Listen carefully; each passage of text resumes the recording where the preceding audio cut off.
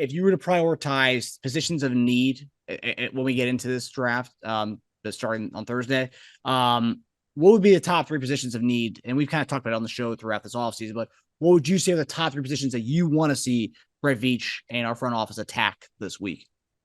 Well, I think our top needs are without a doubt our main ones. Maybe just kind of based off of what this offseason has been about. Losing Orlando Brown Jr. to Cincinnati, getting Juwan Jones over here, Juwan Jones. I'm sorry, over here playing tackle. The thing is he going to play right or is he going to play left? That's kind of the dilemma I'm thinking of. You know what I mean? Juwan Taylor. You're mixing up Juwan Jones. Jones. I'm already into my draft. See, I'm already into my draft. See, I don't start telling on myself. But yeah, Juwan Taylor. We don't know what side he's going to play. So we look. He's been a right tackle his whole career with Jacksonville. He comes here. We know he's athletic. Can he make the transition to left?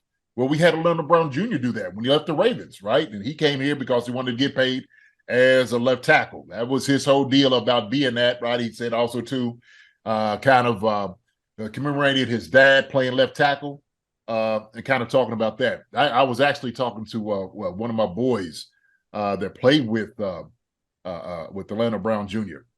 Orlando Brown, I'm sorry, with his father. He had a great story about things. But we definitely tackle is one of them. I think we still look at tackle because it's kind of up in the air if we want to move Juwan Taylor over to left tackle. Not saying that we can't. So we know, like it's been done in the past with somebody that we shown on our show that have very great feet, wonderful athletic ability. He can go left. So do we go for a right tackle? Well, we know we got Darian Kennard there, right? And me and you, we've had Darian Kennard on the show. He was one of the top tackles in the SEC. We have heard reports, and we know this. We know he's just a dog. He's a grinder. And he's one of those guys that are going to get it done. That's his attitude. And so we love that about him. So we know he's going to compete. He's going to compete at the right tackle. So the question is, do you get a guy to come in that either is going to be solidified left tackle, who's played left tackle, who has a history of playing left tackle, a staple at left tackle? Do you get that guy? Or do you get somebody, like you're saying, that's going to start? We got guys that we don't know who's back up. They're going to compete for those spots because you got capable guys on the team, and even bring in Lucas Niang. Tackle was one of them, okay? Now, the next one I think that we have to do, we have to address defense, okay? Defense is another one we have to address. I think D-line is someone we need to go. D-line is absolutely important. We need a complement to Chris Jones other than just having, like I said, George Kalakis right there, defensive end, coming out there. I think we need somebody on the inside too, because Chris takes double teams. He's going to get double teamed all the time. If you got singled up, you got to win. We need a guy that's going to line up, who's going to be blocked by one guy and win. Yeah. Get pressure. Get back there. And as much as I love the guys last year, I didn't see enough of it. I just didn't. And so that begs the question, hey, do you go get another guy from the inside? And I think we do. Got to go get a young, hungry guy who is going to come in, push the pocket, get some pressures, get some sacks. It's going to help out that defense. Because I think offensively, I think we're pretty good shape. Defense, we got a great young secondary. We got the guys in the back, got that solidified. The linebackers is on lock. We just got some good guys in free agency here too. Another like safety as well. Line wise, we need to go get some guys. So that's what well, also too, edge. Yep. Guys.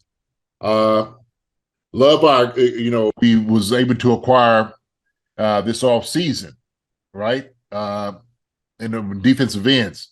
And we need another one. We need another guy. We lost Frank Clark. Frank is gone. Okay. And now look, they've been talking about maybe bringing Frank back.